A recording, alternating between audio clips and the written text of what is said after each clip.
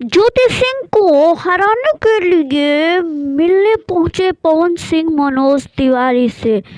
जानने के लिए पूरे वीडियो ज़रूर देखें। इससे पहले आपको बता दूं कि एक भोजपुरी में बहुत बढ़िया गाना है जिस गाने का नाम है करेजवा में गोली लागे।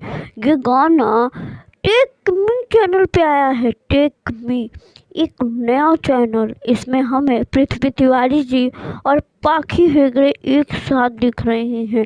ये गाना इतना खूबसूरत है कि इस गाने ने 10 दिन के अंदर 1.6 मिलियन व्यूज़ अचीव कर लिया है। आपको पता है पृथ्वी तिवारी जी जिस तरीके से इस गाने में काम किया है, लग रहा है कि कोई बॉलीवुड वाला गाना है। इस गाने का लिंक मैं डिस्क्रिप्शन में दे रही हूँ, तो आप लोग गाने को जाकर ज़रूर सुने। आपको बता दूँ कि जिस तरीके से पृथ्वी तिवारी जी ने इस गाने में एक्टिंग और एक्शन किया है, लग ही नहीं रहा है कि कोई नया कलाकार है, लग रहा है कोई मजे हुए कलाकार है।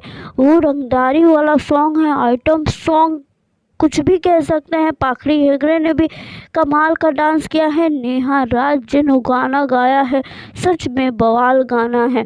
गाने को जितना प्यार मिलना चाहिए उतना भोजपुरी इंडस्ट्री के लोग दे रहे हैं। नए कलाकार है, इन्हें आप लोग ज़रूर प्यार दें। भोजपुरी में एक अलग करने की लहर में ये गाना शामिल हो गया है। करेजवा में गोली लागे, इस गाने को आप लोग उतना ही प्यार दें जितना आप लोग नए कलाकार को प्यार देते हैं।